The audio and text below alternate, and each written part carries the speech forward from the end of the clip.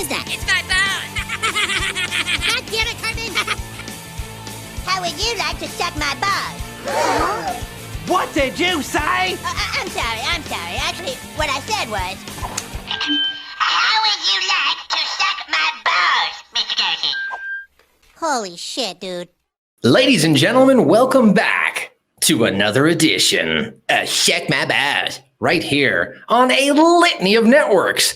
We are syndicated on Homie Media Group, RatSellerReview.com, and the R&R Pod Network.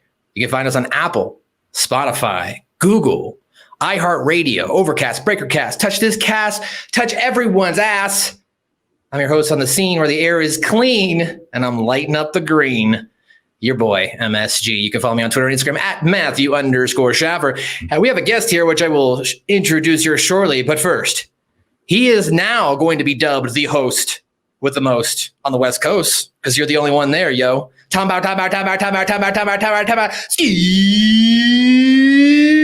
Jackson. Hey, just don't touch my ass, okay? Well, you like it in the gym. You like it in the gym, you weirdo. I've seen you there, you freaking disgusting pervert.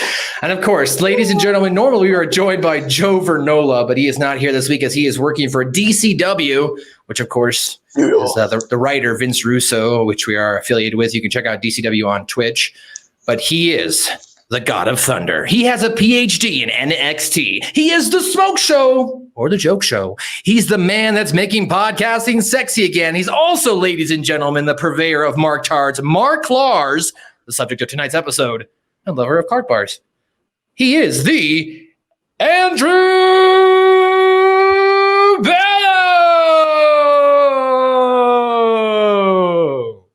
What's up, buddy? Boom.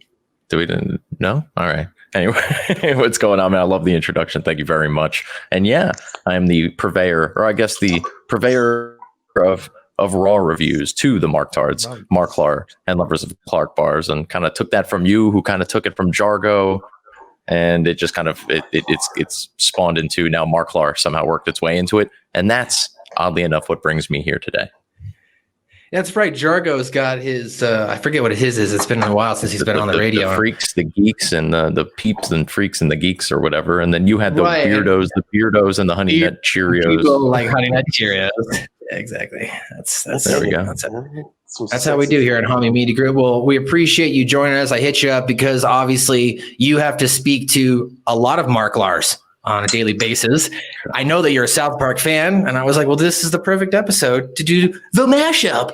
A couple weeks late, with I guess maybe a whole month late now. A month late. With Bello. But that's how we are on South Park. Sometimes we're just a little late, you know. I mean, here we are reviewing season 3 as South Park gets ready to enter their 24th season.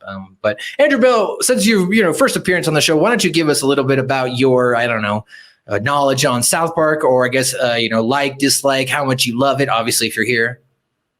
Pretty extensive knowledge. I guess probably I would probably get embarrassed in like a trivia thing, just mostly because my memory is terrible. But I've been watching for a very, very long time. It is still my standing belief that South Park is the greatest television program ever produced. It is just always relevant. It is just always timely.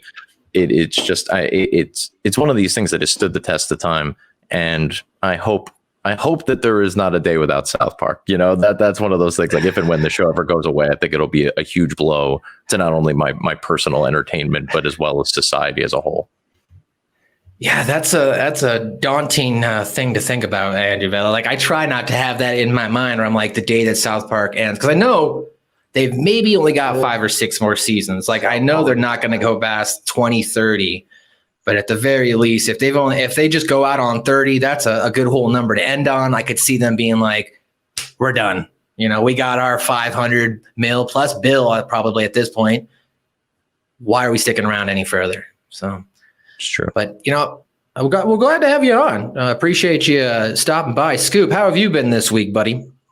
I've been Tell the listeners how you've been. I've been all right. You've been okay? You've just been feeling a little blue. A little bit more than that, but definitely understand why COVID's killed so many people. Just say that much. Interesting. Okay. Well, I guess Scoop has been around the people who have been identified with COVID-19. This blue background is making me a little blue, but that's okay too. Let's get into another edition of Shake My Bows, South Park. Shake My Bows. So South Park, of course, this is our 47th episode overall. This was the 13th episode of season 3, the 44th overall episode itself. Inside this spaceship, right? So you've got these Marklars. They're preparing to land. Marklar. And they land on the planet Earth, and they meet up with some lions. And, they're walking around, checking out the land. And then in a mission nearby, we see a young Ethiopian boy, Starvin Marvin, is being asked by his sister Hollis to read a passage from the Bible. Now, the Marklar gets killed by the lion. That was the first encounter that we see. Okay. Sounds like we're missing a huge thing here. No. Lions. I'm just setting up. So we got the lion here taking out the Marklar. So the first alien encounter is not good, Andrew Bello. I mean, this alien comes down and he's taken apart. Part of me likes to think that that's how this has happened before, is that aliens have landed here and they were instantly eaten by lions, tigers, bears, whatever, Right. Or maybe landed in the middle of the ocean, or, something happened where they came into like a wild beast. They thought a volcano was like a helipad, and that was just the end of it. Just it's crazy. I had those same thoughts. Oh, Mark. It's just unfortunate that the lava is so hot that you can't find any like fossilized, remains of maybe said helicopter. So, your analogy can't really be unfounded or prove it itself. So, at that point, we end up seeing in the episode the mission. Here's what I don't like about this episode to get started off, and it really kind of triggers me. The whole Christianity of like throwing it down your throat, and like, you have to like accept Jesus Christ in your heart, otherwise you can't eat. Come on, remember reading Bible plus accepting Jesus equals food. Good. And they're just really manipulative. Or through fear. Saying, if you don't follow the ways, you're going to burn in hell. And nobody wants to burn in hell for eternity. It scares a lot of people, especially people that need faith to get through life. Oh, I don't want to burn in hell, boy. You need Jesus. Goddamn Jesus. You're going to need him today, boy. You're going to need him today. You're going to need Jesus. Mary, Holy Father, Trinity, whatever. I don't know what it is. I'm not Catholic and I don't know the thing. Butters, and in that one episode where he has to go to the gay camp, I know that one kid was like saying it over and over. Bradley or whatever that kid's name was. Kyle. I don't fucking know. Was it? That's interesting. I think I pulled that out of nowhere. Yeah, you're my accountability buddy, Bradley. Yeah, his name was Bradley. Accountability buddy. But man, I have way too much South Park knowledge. That was in there somewhere. Well, the Christian lady in this sense sets up the scene by telling the other Ethiopian people that you have to read this book, the Bible. And if you do, reading plus Jesus equals food, right? We get a panel. I don't know how that doesn't math. I'm not a math major, guys, but that math doesn't seem to equal food. I guess maybe in like a broad generalization, you could say now, current times, I guess if you were to go into a Western European church, they would feed you. In Africa, probably not. They probably still would. Maybe that's what they're pointing out. I don't know what's going on in Africa. Scoop, do you know what's going on in Africa? I have no idea. I know parts of it are still like incredibly dangerous for anybody. You have one job. That's to research things before I think them. Come on, dude. Okay. All right. I know the Ebola virus is still a problem in parts of it too. It's very true. All right. I happen to have extensive knowledge on Africa, so no. Do you? Unfortunately, I do not. I can, however, assure you, if they were feeding people at these churches in Africa, they'd follow the reading plus Jesus formula, and people would be doing just that in order to be fed in probably many countries there. But nevertheless, I did kind of like how this woman, this Christian lady, I don't even know if she was given a name at any point during this, but she's just so sweet despite being a total asshole. Like it was just everything about her demeanor. If she was saying anything else or in any other context, she'd be like, oh, it's just like a sweet lady. But she's secretly, dangling the Jesus carrot in front of these starving people, and she's a piece of shit. Yeah. She's a piece of shit. Yeah, she's a piece of shit.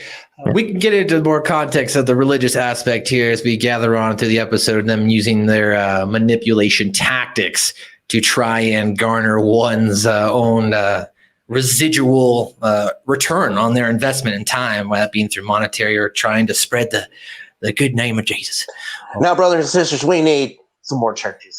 We need some more churches. So now what that means, okay, is Jesus needs your donations. Now, what that means is you got to write me a check, okay, now for an undisclosed amount that Jesus needs. But, in order for you to do that, you have to write it to me, and then I'm going to cash it. And then through the power of Jesus. Of Christ.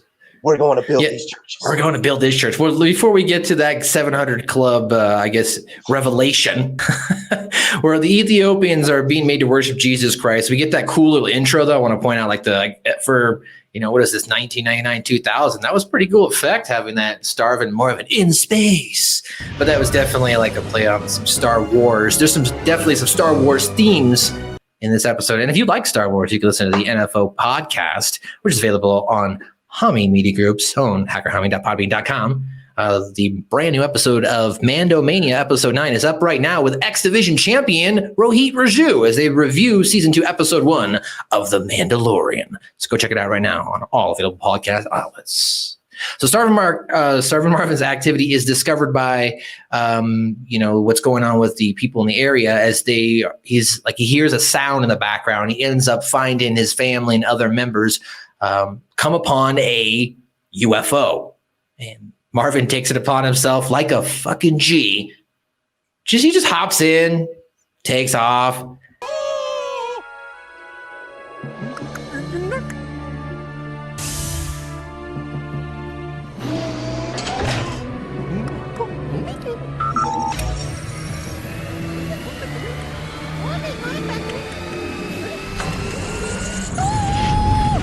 I can't imagine this kid has any official airline or aviation training, but he popped in like a boss, pressed a couple buttons, and just soared in the sky. It's because he wasn't having none of their shit. Sister Hollis, he just walked out on that bitch. He was like, "What? Ho? Deuce." And he was like, "Oh, spaceship, let's go." And he was like, "I'm done with this shit." Like that's my favorite part about this whole thing is Marvin. He's sick of their shit. And he's just like, all right, I'm done. Like, I'm out. We're going to figure this out. Takes the shit by the balls and he's like, let's go. Game on, motherfuckers. We're going to figure this out and we're going to be happy.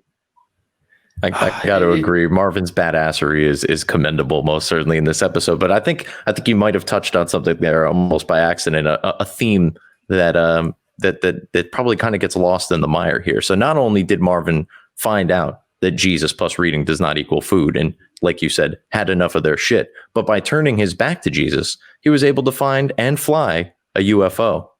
Just saying. Now, brothers and sisters, through the power of Jesus Christ. Now, as a man of thunder who believes himself to be a god, do you find yourself, or if you found yourself in a situation in which you had to come upon a aviation transportation unit, UFO, helicopter, private jet, I don't know, do you feel you would just be able to take off and go? Like, quick YouTube video might help? As the god of thunder, I would find no use for these vehicles. I have Mjolnir. Oh. Gotcha. I would call him onto the camera right now, but I don't want to break anything. God, okay, sorry. My bad. All right, well, let's move on. So after Marvin takes off on the UFO, the FBI shows up. They decide to investigate, and they understand through the, locals. They just find out that it's Starvin Marvin. It's who's taking over the UFO. So the FBI was like, well, who's the last person to get in contact? And narrows it down to our 4 American boys who countered them before. So now we're back at school. Yeah. So now we're back at school. Mr. Garrison. Essentially, the boys are his parents, basically. Like, if you think about it. They adopted him. They fucking adopted him. So they adopted him. So they're his parents. That's a good point. Well, that's where they went to the source. But before we got to that interruption by the FBI agents, Mr. Garrison is beginning to talk about class. And I don't recall right now the exact verbiage, but he had said something about that's why something's gay. Well, no, as soon as it pans to the classroom, we don't have any context before what he's saying and all you hear is, and that's why Christians are gay. And so, children, that's why Hare Krishnas are totally gay. That's why Christians are gay. I was like, wait, I rewound it twice just to make sure I heard that right. It's like, wait, is he just they legitimately just throw that in their face? That's why all Christians are gay. With no context, just boom, all Christians are gay. Yes.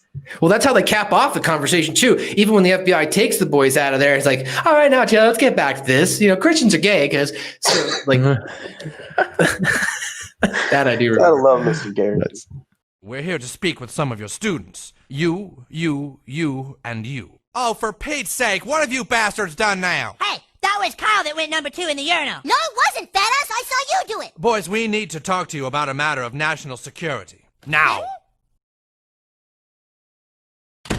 I hope you give him the chair. Anyway, children, as I was saying, the Hare Krishnas are totally gay. The undertone of this episode is definitely taking a shot, not necessarily even at one sector, I would say, of Christianity, just all of Christianity itself. They're just generalizing here.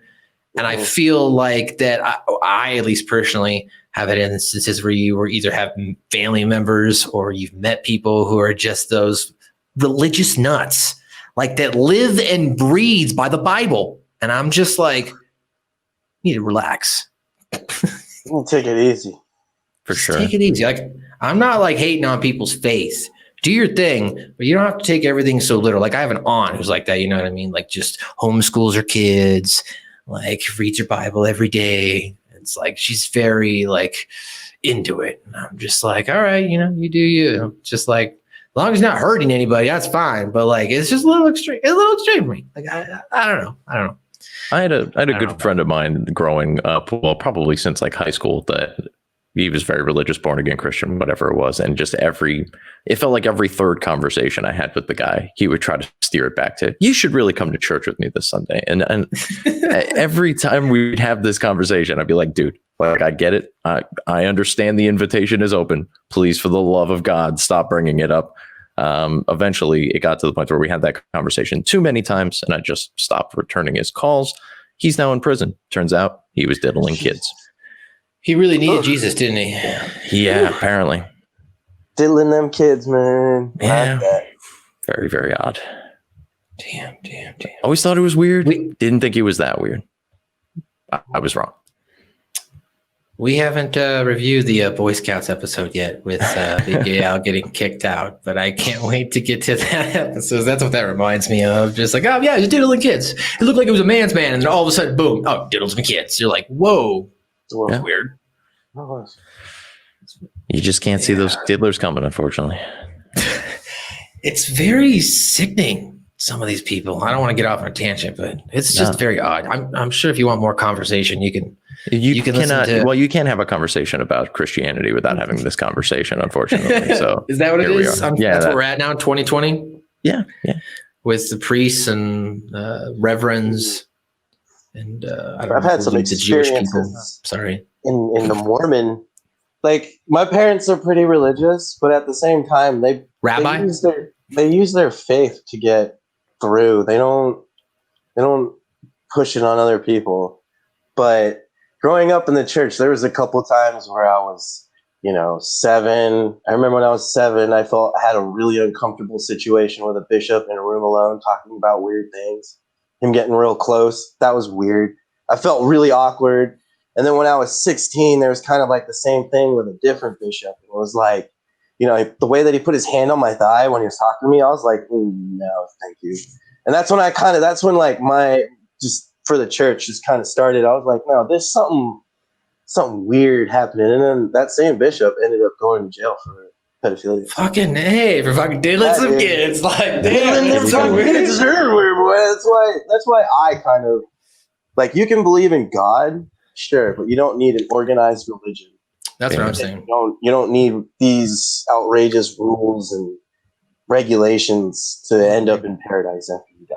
So, well, they were trying to really push on this religious, secular nature of this episode because, well, the American boys are called out, that being Stan, Cartman, Kenny, and Cat. Cat. Kenny. Cat. Kenny. Cat. Cat. I like that. Cat. Cat. That's pretty good. That's pretty good. Cat. That was good.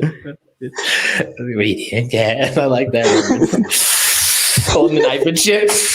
Goes back down. That's cute. Sleeping. Well, so, man, I'm getting off topic here. I'm losing my mind. So Starvin Marvin heads towards all these other countries, and while he's doing that, the boys get tortured and get questioned by the FBI agents. Because at first they're like, just tell us where your friend is. And they're like, and Cartman's like, yeah, okay. Cow parts. Right? They all laugh. Kyle, you're making mud pies, you know it? Yeah. Trying to distract from the FBI's questions, right? And the FBI is finally getting down to it. And Cartman, at this point, he would probably have broken at any time, but the boys, had to steer him away at first to be like, no, don't reveal how our affiliation with Starvin Marvin exists. Right. And Starvin Marvin, unfortunately, is shown in a picture with the boys. Yeah, we know you know him. Like, you dumbass Cartman, now they're gonna go squeeze his balls. Oh, we don't know him. We already know you know him. We have this. Now who is he? Kyle's making mud pies. You guys want one?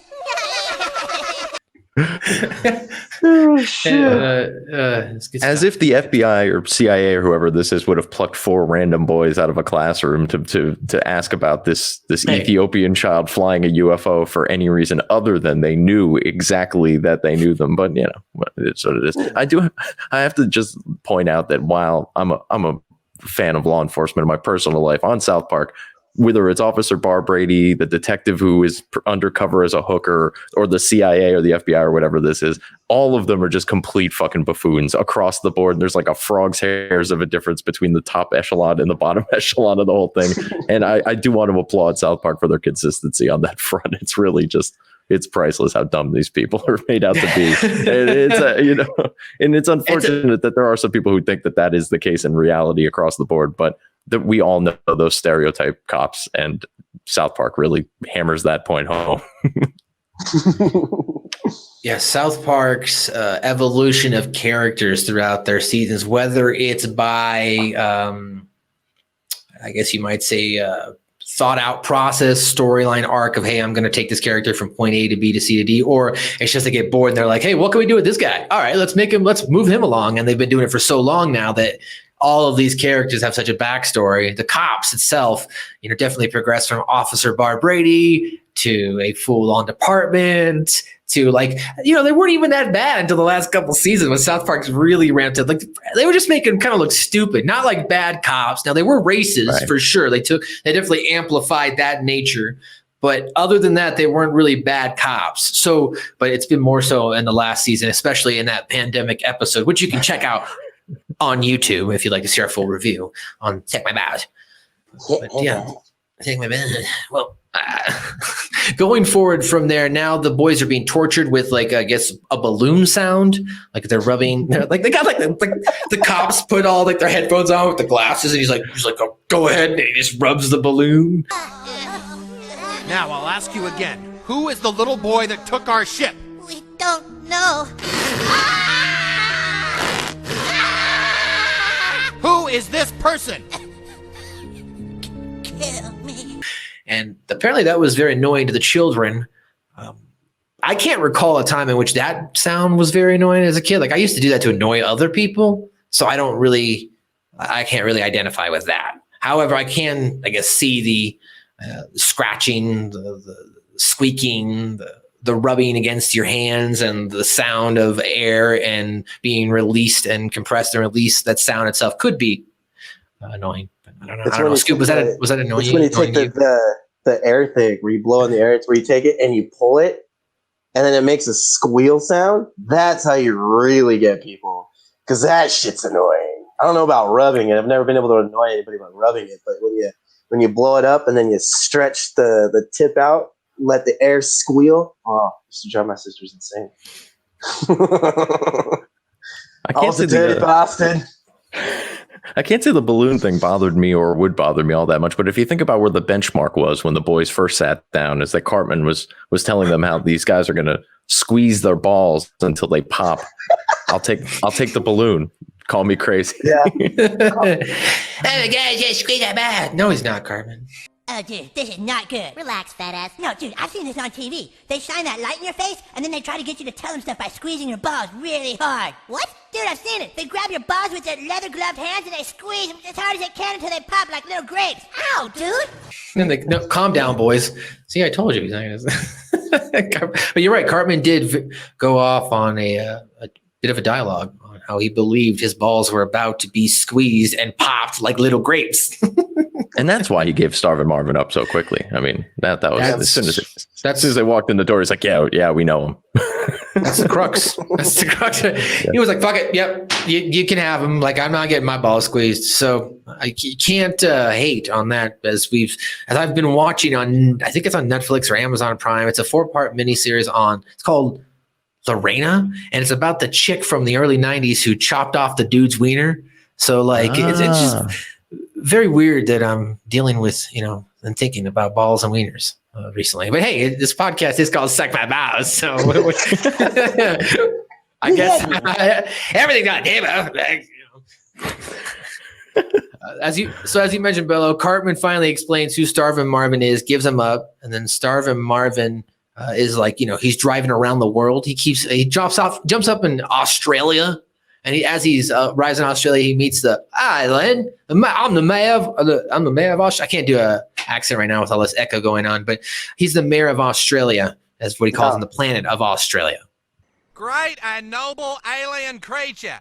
As mayor of the fine planet of Australia, I welcome you to our fine planet of Australia. This particular scene, you need to put subtitles on. So you can see like it's almost it's borderline racist how they pronounce and say these things because where they say paper it's PAYPA paper. Paper. I was like, wait, what? Holy shit! And then it's like they got crikey and all that. It's so funny. It's all spelled out phonetically. It's hilarious. I'd like to visit Australia one day. We have got a lot of listeners though in Australia, so shout out to you. I'd love to go to Australia. Australia, yeah. You should go to Australia, yeah. Get yourself Australia, mate. Shrimp on the bar, yeah. Have yourself a bit of a flight, yeah. So when they return. So at this point, Starvin Marvin, after going around the world and checking out different areas that are all Christian and deciding I'm not going to put up with this shit, as you mentioned, he finally crashes into Cartman's house. Cartman's pissed. I hope you have $1,000 to fix my head. I wish that was only $1,000 to fix. Like, shit. Right? Even at 99, that doesn't seem realistic, Cartman.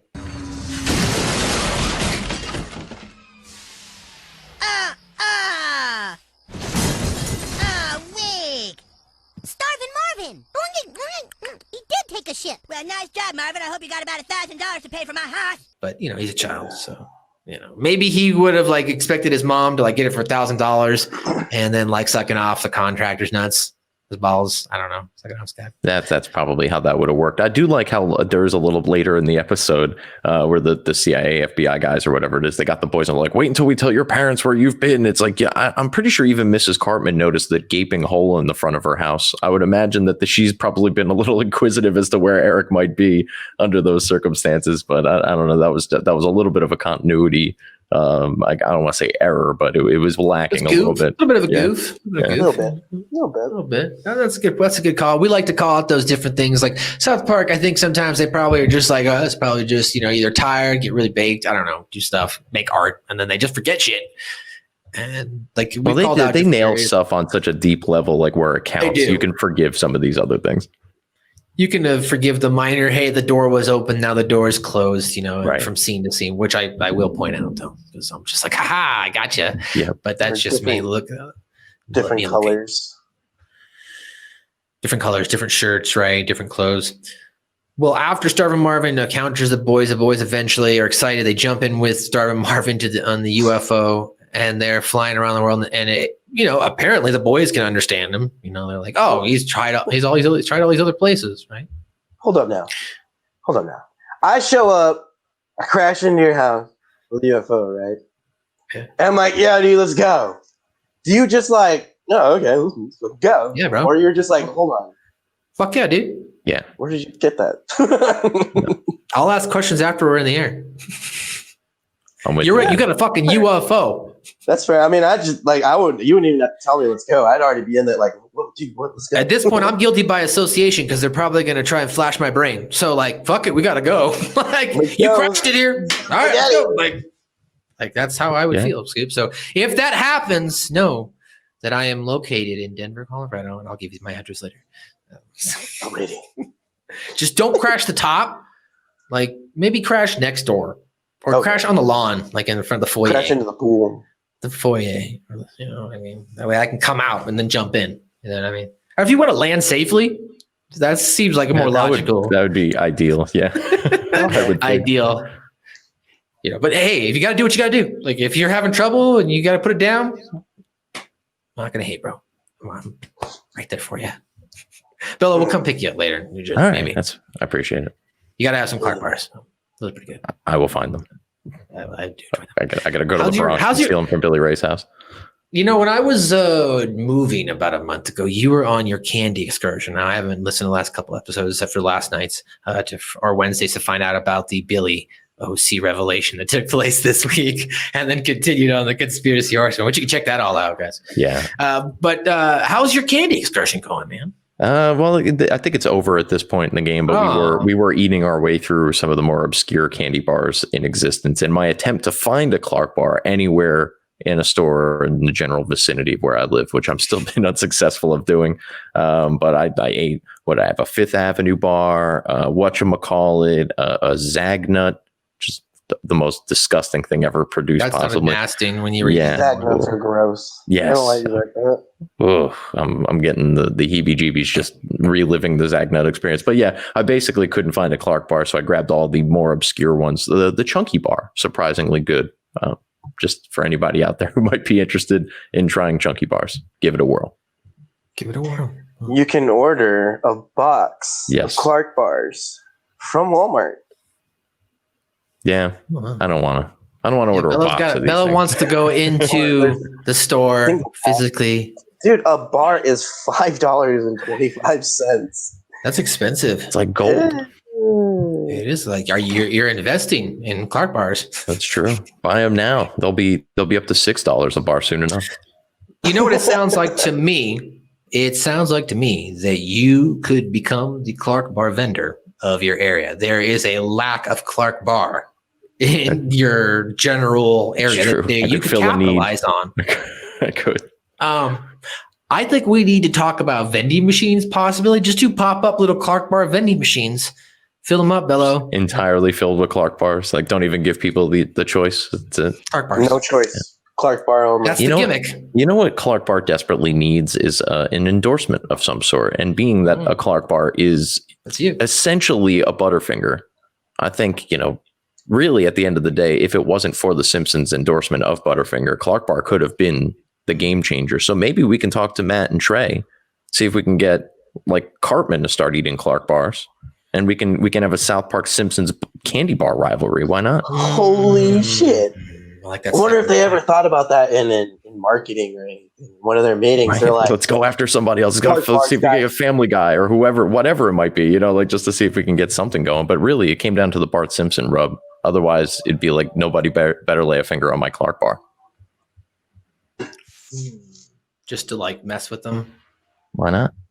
I don't know. They could have had it could have just if Clark bar could have just gotten the Simpsons rub before Butterfinger. Originally, keep your hands afar from my Clark bar. I don't know. There you go. Something simple like that. Just Cartman looking into the camera, going, Clark bar.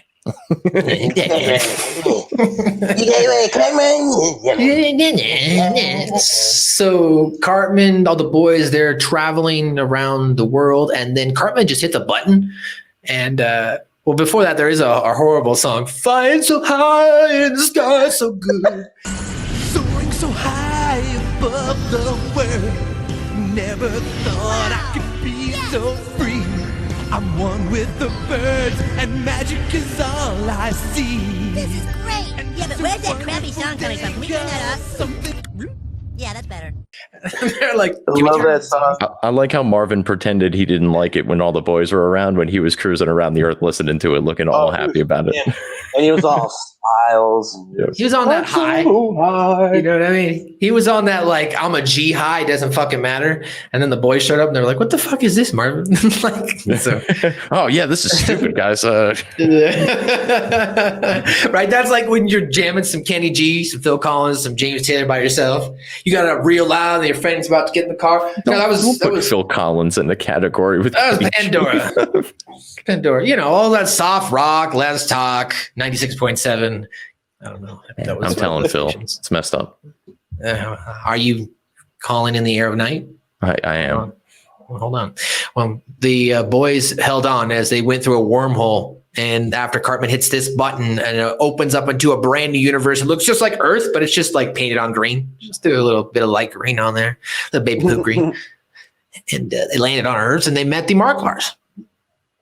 The Marklar. I am Marklar, and this is my friend Marklar. And welcome to Marklar. And everything and everyone and everything and every about you, everything you touch and everything that is created is a Marklar.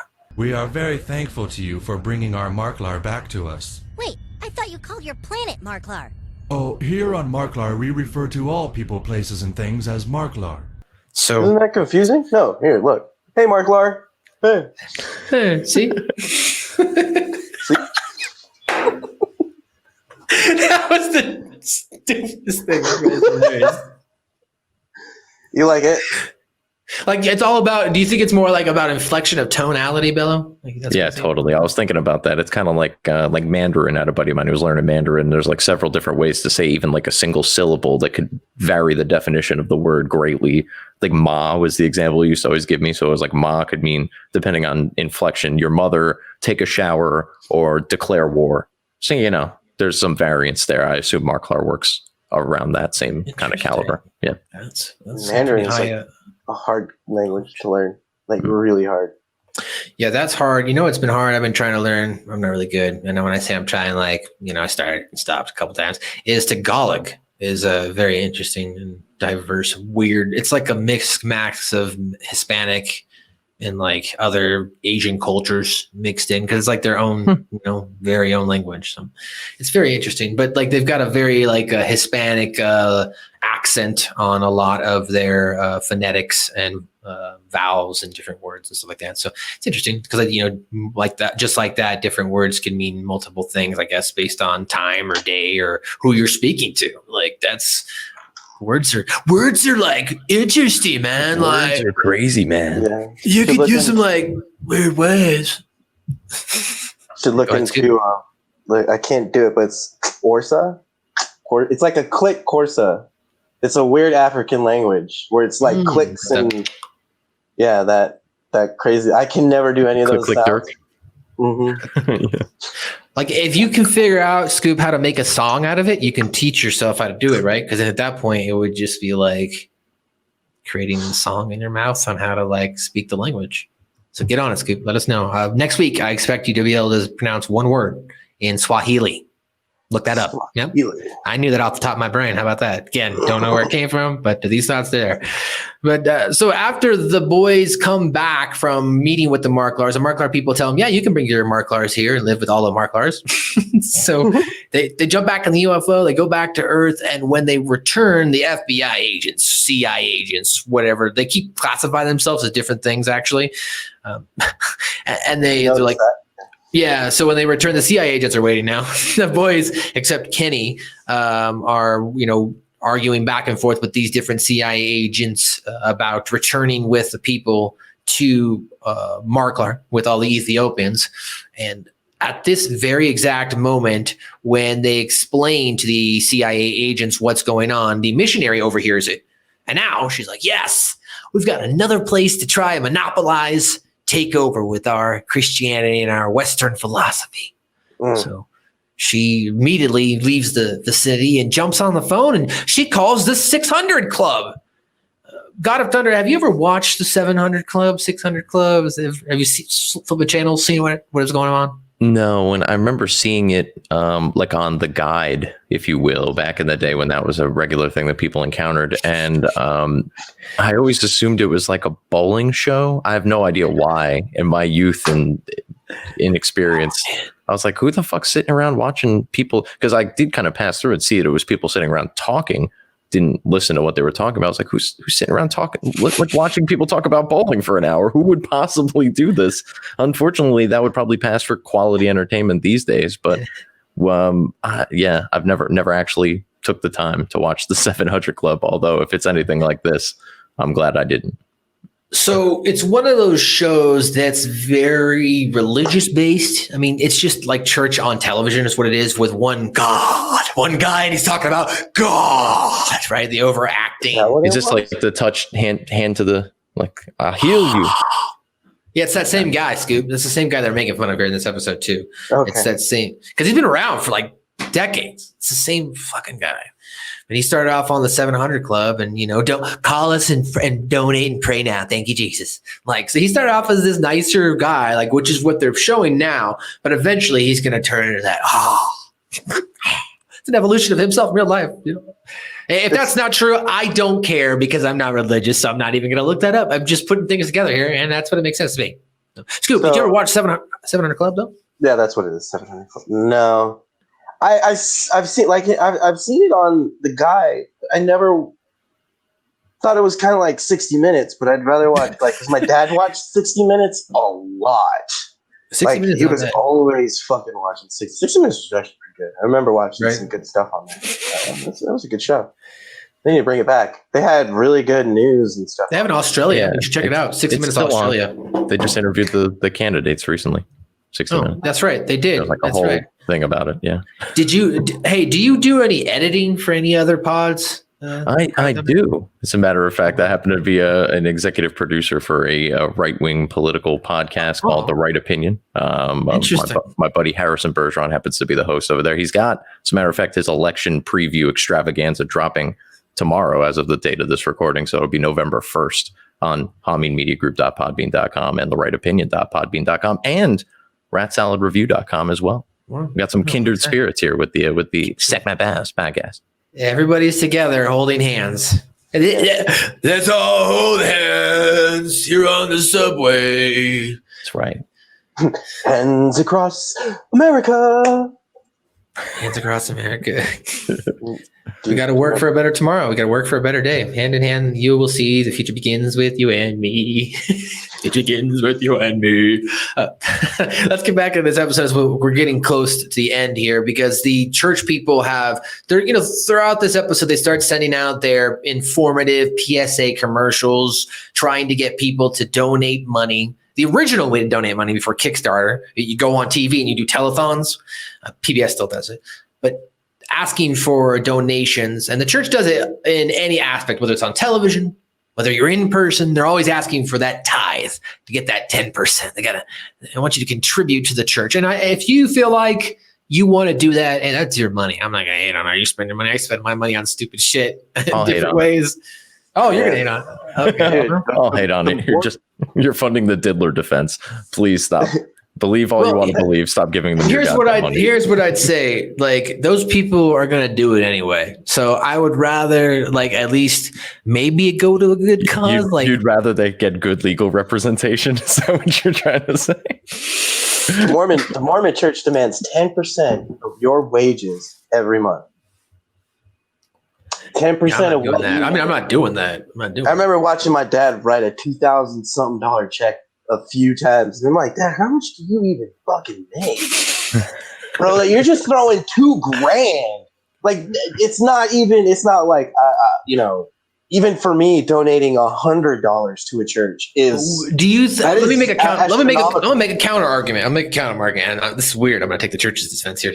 Did the Mormon church here ever do anything for your family? Whether providing homes, foods, places to go, things to do. Like, did it ever provide that same trade and monetary value to where you think your dad might have seen the value of donating in that aspect? Not really. No, because when my dad was in the hospital, we almost lost our house. And the most the church really did was they gave us a little bit of money, not enough, and they gave us free food from their storehouse, which anybody can get free food from there. Like it's not a Can you special. send me some mashed potatoes? I love mashed potatoes. They're pretty good though. Yeah, dude. You just got to go to the church and be like, can I get some food from your storehouse? I'm like, yeah, No, sure, I yeah, don't let's want go. that. I don't want to go to But them. you I want wanna you hear to the send me word the of mashed God? potatoes. I They're don't make freeze dried. mashed potatoes. The freeze dried things. You know what I mean? Where you sit there, then you add water, and then they become mashed potatoes. Send me that. You Okay. get that. All right, I know you can mail that. I'm just saying. Well, so pursued now by the CIA and the missionaries, the boys have to figure out a solution to help get Starvin, Marvin, and all of his people back to the Marklars. Meanwhile, this is going on. The CIA is encountering Cuba, Juba, Yoba, not being Sally Struthers, the Jabba the Hutt parody. There's another Star Wars reference here as they list off. We have to get a radon gun later, or I don't even remember what the gun was. Argon laser. The argon laser. Now, you see, regular lasers aren't able to penetrate photon shields, so we need an argon laser, ladies and gentlemen. So with your donations through the power of Christ, we can get this argon laser. Now, we need your money. Scoop. Thank you. As we continue here, so the CIA, it's got subtitles and everything of what Sally Struthers is saying. You can't even understand what she's saying. If you listen carefully, though, you can hear in like the first sentence, she's like, "Ooh, Jedi," or something. She said, she says Jedi, Chewbacca almost you can definitely. hear Chewbacca. Yeah, you can hear Wookiee, and I think at one point she does say Solo. I don't know. I have to go back and listen. Chaka solo dabi Simon no Chewbacca da kaminbi. Miss Struthers, we understand you have helped raise millions of dollars to help starving children in Ethiopia. Makaran dabi chu. Well, so the boys have to figure out now they're figuring out their solution. So they dress up like Tom Brokaw. Is that what it is? I don't know. What? Man, I'm really bad right now, huh? Yeah. Yeah. Hold on, let me jump out really quick. Okay. He's jumping out. Fair enough, but folks, you're gonna have to bear with me here for a minute. We need a negative ionic tractor disruptor. This whole thing just got so out of control. Now we don't need a regular one. We need a negative ionic disruptor to disrupt their tractor beam. Now, with your donations, ladies and gentlemen, we can get this negative ionic photon laser. Thank you. Now, Amy. More importantly, they need all these things, and he ends every sentence with "to spread the word of Christ." Like to spread the word of Christ, we need this and that, and thank you. Well, what we need, Susan, is we need money to build an interstellar cruiser. Now, this spaceship will be able to travel through a wormhole and deliver the message and glory of Jesus Christ to those godless aliens. Send your money now. Amen. The negative ionic tractor disruptor. Like, even he doesn't know what these things are as he's reading them off the card. He's like, "Oh, wait, hold on, folks. Wait, it's a negative ionic tractor." And then, like the last time, he's like, "Fucking idiot up here." Sally Struthers has a Tiberian Junker, which is the favored ship of the Hutts, and she has trapped our new CBC ship in a positronic tractor beam. So we're going to need an ionic tractor disruptor. Now, not a regular ionic tractor disruptor, but a negative ionic tractor disruptor to help spread the word of Jesus. I look like a f***ing idiot up here. Well, after that, he's back and he's green. He's green. Now. I turn off the green screen. I'm trying to reduce the latency. Now, ladies and gentlemen, he's back with your donations. He was able to come back to the power of Christ, and the power of your donations, we can get Mr. MSG over here some better Jesus internet, so that way that through the power and spread the word of Christ. Now send us your money. Thank you.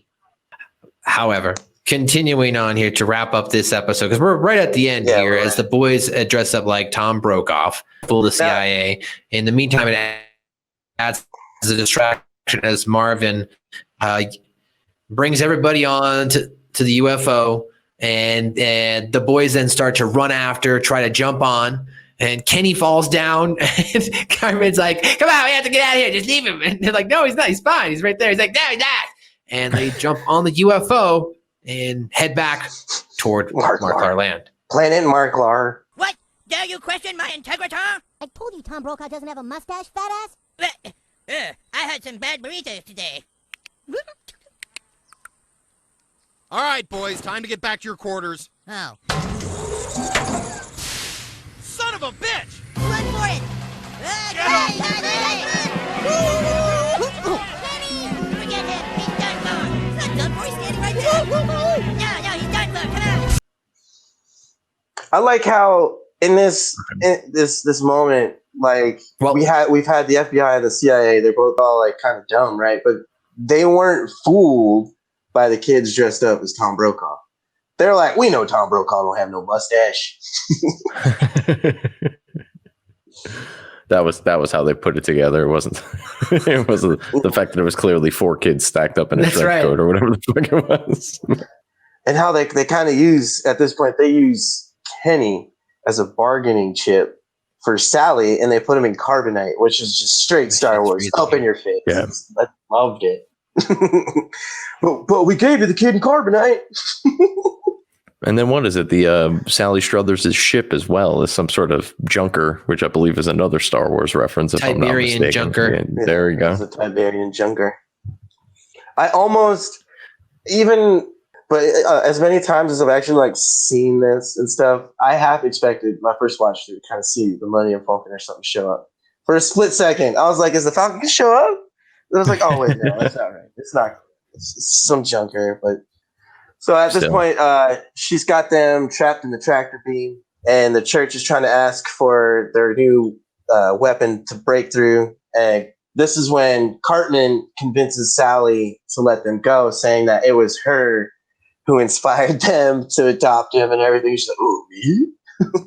Miss Struthers, you helped so many people, and you taught us that helping people is what life is all about. All we want to do is be like you.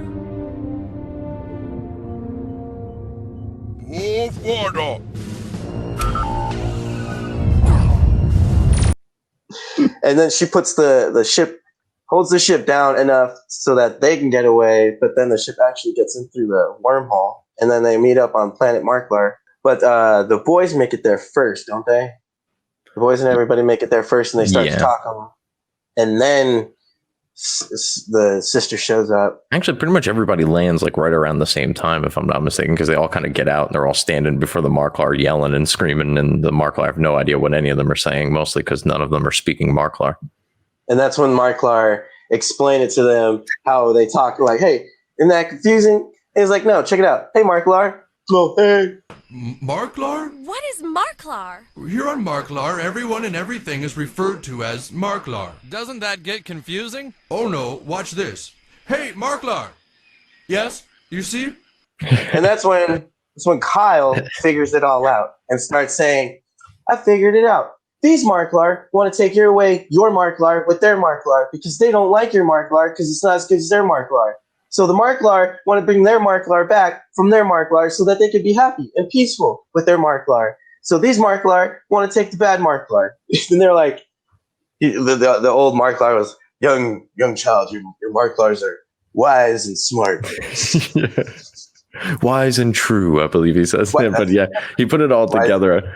I thought that was a brilliant sort of ending there. Also, before we kind of wrap this up to Sally Struthers, the whole thing with Cartman convincing her that ultimately she was the reason that they were trying to do all this and talking her out of sucking their ship in with the tractor beam or whatever kind of nonsense we're talking about at this point. Cartman kind of relating to Sally Struthers there, right? Like, because but the other boys are looking at him like, is he actually like saying nice things and getting this done somehow, because for some reason they haven't figured out that Cartman always finds a way.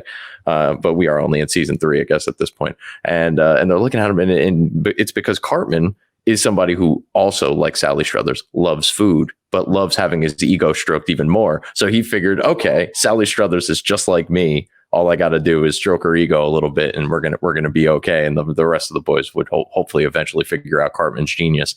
But then and then Kyle obviously saving the day, and the Christians sort of left without a new missionary that they had promised the CBC 600 Club or whatever it is that they're going on back there. So that was cool. And Sally Struthers gave the boys a ride home. Another act of kindness, unexpectedly. Right. But then when they try to, I love how at the end, the missionaries, well, you're going to burn into the eternal fires of hell. And he's like, that's nice. The Marklars can stay. All right.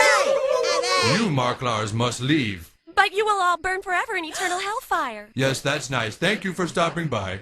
yeah, the Marklar's like, yeah, whatever, because it doesn't mean anything to him, right? Because they don't have that, they haven't been told that boogeyman story their entire lives, so it's just like, yeah, all right, whatever, yeah. They don't have that stigmata of hell and hell and heaven. Yeah. So. And then we get the Ethiopians getting a new home right here at the end, and then as the boys are leaving, they tell Marvin that they're going to visit him, and Cartman closes with, "Yeah, when Jesse Jackson is president," which is, I mean, frankly, in another timeline that happened for sure. Like we barely missed that one, I think. Yeah, I think so. I think we did miss that. In an alternate universe, like one person made one small decision, boom, Jesse Jackson was president instead of Trump. Yeah, like that's entirely possible. Goodbye, Marvin. Maybe we'll come and visit sometime. Yeah, and maybe Jesse Jackson will be president. Dude, what? We're not gonna come visit him. I know, but you don't tell him that. Whatever. But yeah, so there we go. All we got a nice happy ending at the end here with the Christians being banished to go torture other people with their missionaries, and the Ethiopians finding a nice home on the lovely planet of Marklar. Mm-hmm. On the lovely planet of Marklar. Ladies and gentlemen, sorry about that. I had to move to my bedroom area because, well, that's where my modem's at, and I unfortunately seem to be getting bad connection in that pocket of the room. So I apologize, but thank you guys for holding it down. You guys got to the end of the episode as we were unfortunately being able to kind of go off the rails there, but that was your full episode. Shack Pack a Shack Pack review with the Andrew Bello here. Now, Andrew Bello, we normally jump into our pop culture and trivia. Do you have time to stick around, or is that going to be all you're available for? I am probably going to have to get out of here, as a matter of fact, No but worries. I appreciate the invitation, guys. Thank you very much for having me. Pleasure meeting you, Scoop, and to the Sec Map Ass podcast audience out there. Put yourself over. Tell pleasure everybody where meeting you're you at. guys. Absolutely. You can find me on Twitter at Bello being Bello. And as I mentioned before, I am a part of a right-wing political podcast for those of you who may like that sort of thing. And even for those of you who don't like that sort of thing, you might learn something. Check it out. It is therightopinion.podbean.com, at rightopinionpod on Instagram, Twitter, and Parler, I believe. So that's that. Thanks again, fellas. Take it easy. Thanks for coming, man. Have a good one. You too. The Andrew Bello. And he's gone. Yeah. Good stuff, man. All right, Scoop. Now it's time for... What did Kenny say? What did Kenny say? All right, guys, ladies and gentlemen, let's get back and do another edition of What Did Kenny Say? Once again, we want to shout out Andrew Bell for joining us on the full recap of the episode there. He had to take off because he's a busy man. But Kenny... It's great. Busy. Kenny himself, he did not have a lot of lines in this episode, so we're going to fly right through it. Unfortunate. I feel like they could have a lot more fun with him on this one, but that's true. So the guy named Sphinx, who's one of the CIA agents, he jumps in. He's like, "We're here to speak with some of your students." And he turns to the students and he points at Cartman, Kyle, Kenny, and Stan by saying, "You." And Mr. Garrison's like, "Oh, for Pete's sake, what have you bastards done now?" And then Cartman's like, "Hey, that was Kyle that went number 2 in the union." And I thought that was interesting because that's a little bit of foreshadowing of I'm getting a clover here. I'm getting your arm, guy. I'm getting a raging clover. There's a raging clover this way. I'm like cuckoo everywhere. Who am I talking to your arm, guy? So Kyle says, no, it wasn't fat ass. I saw you do it. And then Conley, the other guy, says, boys, we need to talk to you about a matter of national security now. And then Kenny goes, huh? And then Conley takes Cartman, Kyle, Sphinx takes Kenny and Stan, and then they carry the boys out the door. And Sphinx reaches back to close it. So that was the first thing Kenny really said. The second thing was Cartman later on goes, oh my God, this guy again. And goes, you hear him talking, he goes, what we do is, and Kyle goes, why would anybody send this asshole money? And they're talking about the guy on TV. And he goes, we go all around the world. We go all around the world, man. We spread the word, achieve stress. And Kenny interjects by saying, to pay for the pockets on his pee hole. And all the boys laugh. And then we give Bibles, and that's it. And that's how they end that. And then Kyle goes, yeah, ha, ha, ha. And he laughs. And then what does he say after that, Scoop? Finish it up. So this is Kyle, and they're all running. So Kyle says, watch out, here I come. And then this is where Kenny trips. And he trips over a rock, and he just, oof. Yeah, he's trying to tell the guys he's a little bit behind. Then he trips on the rock. He's like, hey, you guys, I'm a little bit, boof, and he falls, right? Right. And then Kyle's King. Cartman, forget him. He's done for. Forget him. He never. Stan climbs up and looks back, and he's like, no, he's not. He's not done for. He's standing right there. And then Kenny's like, you guys just fly away. Cartman, yeah, he's done for it. Come on. And that's when the windshield closes and everything, and they fly out of the distance. Helicopters chasing. No, but it's interesting that Kenny actually says, "You guys just fly away." So he's willing to give himself up here. Mm-hmm. Give Kenny, and then later on, Sally in the that means Sally Shudder says "Wa chakugum," and then Conley goes, "Oh, that won't be a problem, Miss Struthers. We have collateral." As now they have Kenny, and Kenny goes, "Oh my God, I get it." And then Kenny ends up getting put in carbonite, which we'll go over here now in our trivia and pop culture here. And ladies and gentlemen, that's what Kenny said. All right, so that's what Kenny freaking said. As we move on now into our trivia. So in this episode, it was dedicated to, of course, Mary Kay Bergman, rest in peace, as we mentioned last week, who had passed away. And this episode aired the week she died itself. Starvin Marvin has several family members. They are David, his father, Joshua, his brother, and his younger brother, Click Click Dirk. That's right. I don't know if you guys mentioned this when I was having some internet technical difficulties, but when they were looking for Starvin Marvin, they tried to blackmail the parents, and they're like, "What if we take this?" And they're like looking around, and all they can find is like what looks like a vase with a top on top, or I'm sorry, a lid on it, whatever you want to call those, like canteen, sort of a canteen for water, I would assume. What if we take this from you? You wouldn't like that. Or what if we do something to Click Click Dirk?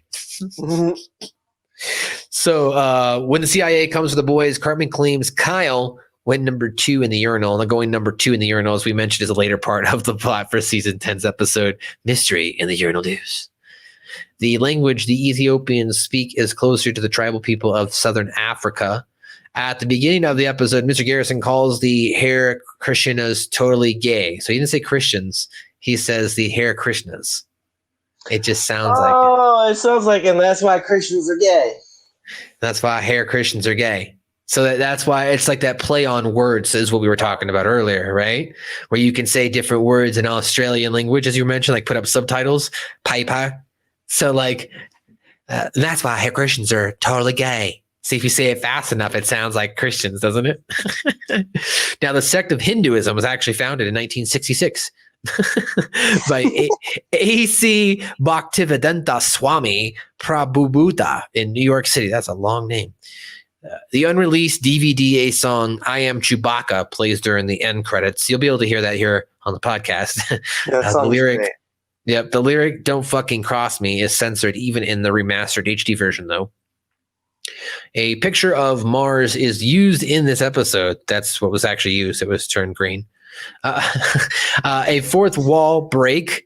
One of the agents mentioning watching a cartoon making fun of Sally Struthers. This could be, of course, a reference to the original episode, Starvin Marvin. All right, Scoop, take over on that pop culture. So pop culture, we got Star Wars. Sally Struthers as Jabba the Hutt. Kenny is frozen in carbonite like Han Solo. Sally Struthers has a Tiberian Junker spaceship like the Hutts. The CBC spaceship is modeled after the Rebel fleet's X-wing fighters. CIA agent Sphinx waves his hand in attempt to use the Jedi mind trick on Sally Struthers. Now, I only saw that like the second time I watched through the episode. I didn't see it the first time.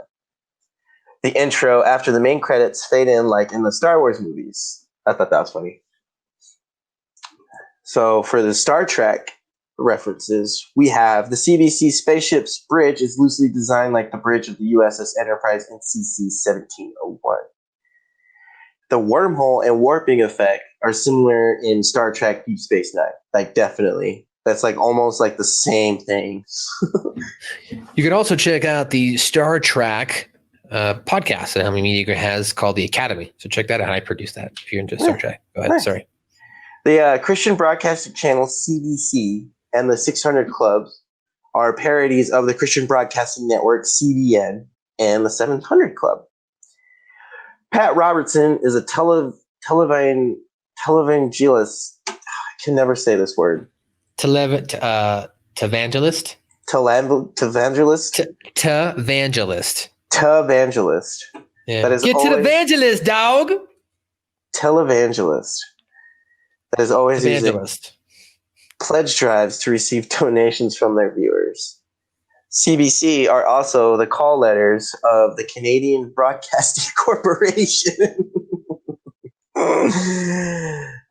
Tom Brokaw was a very well-known and liked TV newsman who worked for the NBC. I'm Tom Brokaw. I'm Tom Brokaw. I'm Tom Brokaw. This is NBC News. This is NBC News. I'm Tom Brokaw. I'm Tom Brokaw. This is NBC News. On NBC Nightly News, we're going to go over the different things that are going on in the world. We'll be right back after this commercial break. I'm Tom Brokaw. Tonight on NBC News, I'm Tom Brokaw. So as you mentioned, and then to wrap that up, the Marklar language uses Marklar as a verb, like the cartoon Smurfs of the 1980s. So that's what it was, I guess, a parody of there. Oh, Smurf. Oh, Smurf, Smurfy, Smurf, Smurf. Smurf. The scene where Starvin Marvin is flying over Australia with the music in the background is reminiscent of the 1980s film Flight of the Navigator. Stupid movie. And last thing here, continuity. This is the second episode with Starvin Marvin. The first being the season 1 episode of the same name, Starvin Marvin, which you can actually go check out our review right here on Hami Media Group, as well as hackerhami.podbean.com. That's where the original is. And that's it. I don't think, and our personal. So if you just look up Suck My Balls Pod everywhere and look up the Starvin Marvin episode, it'll come up. Scoop, looks like you got a lot of top likes here. I don't even need to write in my top likes here. So go ahead, take it away, buddy. So that song that starts to play when they're on the spaceship, the way that flying so high in the world of deep. That song, like how you said earlier that Marvin is just jamming it, right? And then when the boys were like, "Well, I don't like," he's like, "Oh yeah, I don't like it," and he knew exactly what button to press to turn it off too. Talking about Marvin, when he's flying around by himself. The whole song is just jamming, and he's smiling, having a good time, and the boys get in. They're like, "Oh, I like this song." And Marvin's like, "Oh, okay." He presses the right button. Yeah, no, that's good stuff. That was funny stuff. I enjoyed that part as well. The song was very just cheesy. It was supposed to be one of those like songs that is supposed to be of course, copyright free, which is why they created it, and B, it's also supposed to parody like the type of I guess white person elevator type music that they come up with. I don't know why our race came up with that. The Europeans. It's weird, bro. And the Irish. Well, not Irish and Scottish. At least they got some weird music over there. The song starts to play, as you mentioned. That was funny. Go ahead to the next one. How the CDC asked, ladies and gentlemen, for your money in the word of Jesus Christ to upgrade their ship so that they can spread the word of Jesus Christ. Right. All the different times. Yeah, it's actually like a direct correlation. Like it's almost like you're just changing photon lasers and argon and going to Marklar. You're just basically changing it to like, Africa or in Europe or in Asia or wherever it is that Christians are trying to spread their word of God. And how they ask for money to spread the word of God. It's like, what? And the amount that they ask for is stupid. It is kind of stupid. They continue to ask for money, as we talked about earlier in this podcast, but I don't agree with the notion that it should be part of your religion. If you want to donate, that's fine. But to be like, oh, you have to give 10% in some of these religions seems a little too much, in my opinion. But go ahead to the next one. Kenny being frozen in carbonite, as you mentioned. That's, of course, definitely a parody of Star Wars and Han Solo. So you already mentioned that in the... Yeah, but I'm a little split. Like, I love but hate this at the same time. Because in Star Wars, it's such a powerful scene, right? Where Han Solo gets frozen and Leia's like, I love you. And he's like, I know. And then he gets frozen. It's powerful shit. The way that they're just like, they nonchalantly just like kind of carbonite freeze Kenny. I'm just like, but it's still funny at the same time. You know what I mean?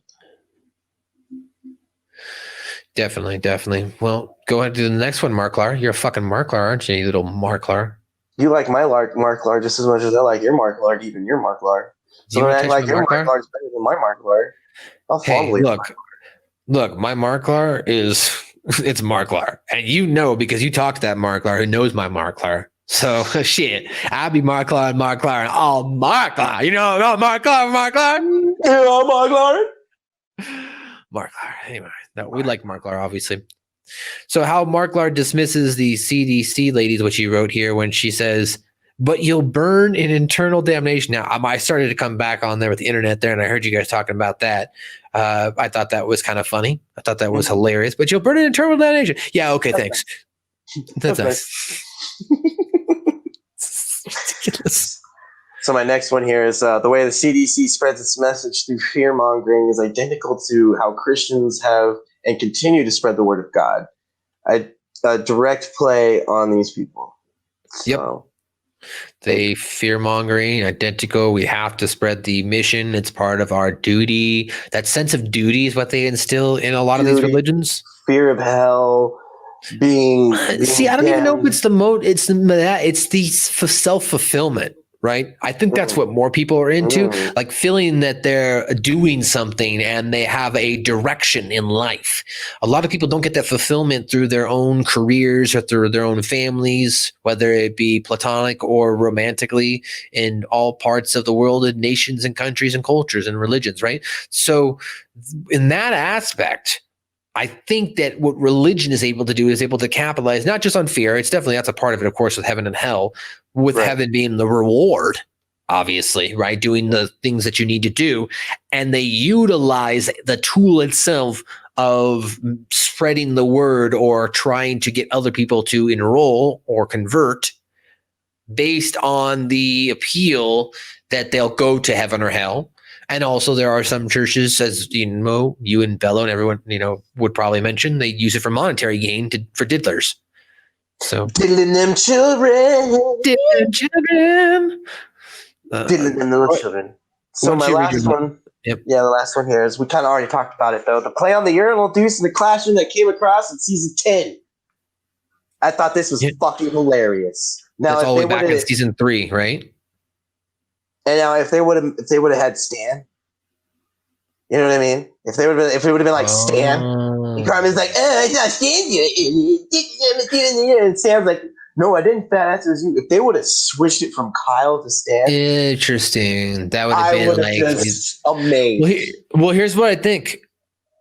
Maybe Stan sees that potentially Cartman or Kyle had done it before.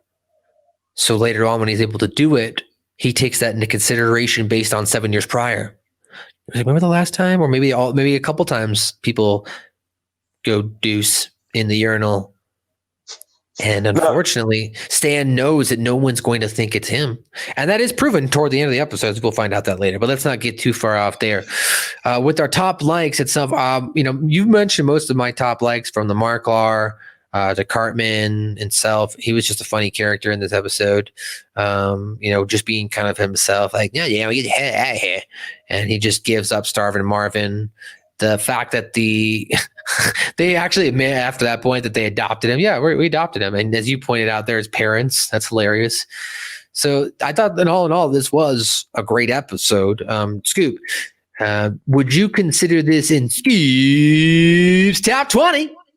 No, gotta go way higher. My problem is my biggest dislike with this episode is it has a lot of potential, but it ends up just falling flat and being a pretty small filler to a decent filler episode. So it's in my top 182 to 192 area. It's in Scoop's top 150. So there you go. And let's see here. And Matthew Schaefer. What do I know? What's my top here? Do I think this is my top? I'd have to kind of agree with you. I'd say this is like 170, 180-ish area for me. It's definitely like a good episode. It's not something that I seek out. Like if I'm watching the marathon, or for obviously we're doing this show and we're watching it in order, I'm gonna watch it, right? And I don't think it's a bad episode, but it's not something where if I have to sit down, I'm just like, I'm gonna watch some South Park. It's not gonna be an episode I go to. It's not my top 100. No, not my top 50. Not my top 20. So you're trying to have like a little smoke session. You want to throw some of your favorite South Park. That's not definitely not one of those episodes. It's definitely not. It's definitely not. Well, ladies and gentlemen, that is gonna do it for another edition of Shake Me Bells. Special shout out once again to Andrew Bello, and of course you there, Scoop, for holding it down. My internet was fucking up there, but we pervade, and I'm sure that I did a great job editing this because I'm awesome, and most people won't even notice stuff. Stroke that dick, baby. Stroke that big, baby. Yeah, my bad. Of course, we once again want to thank Andrew Bello for joining us. Very and highly intelligent man, wouldn't you say, Mr. Scoop? He's very good with. He's very good with words. Yeah, he word good. He make word come out good. No, yeah, Andrew Bello is definitely a very good linguist. If you listen to the Wednesday Locker Room, he's very good with words.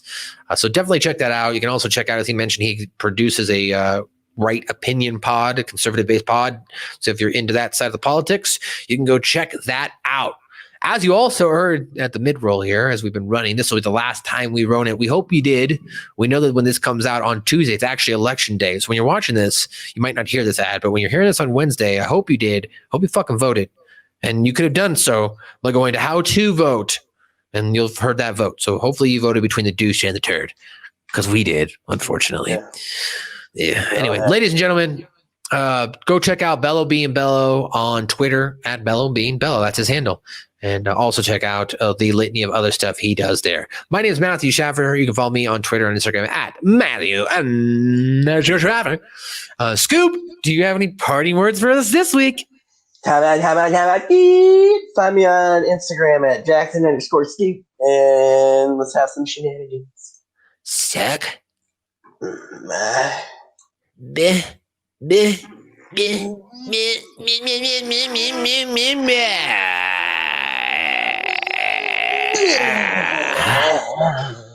Say my bad.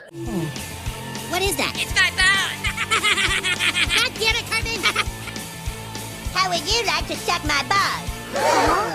What did you say? I'm sorry. Actually, what I said was...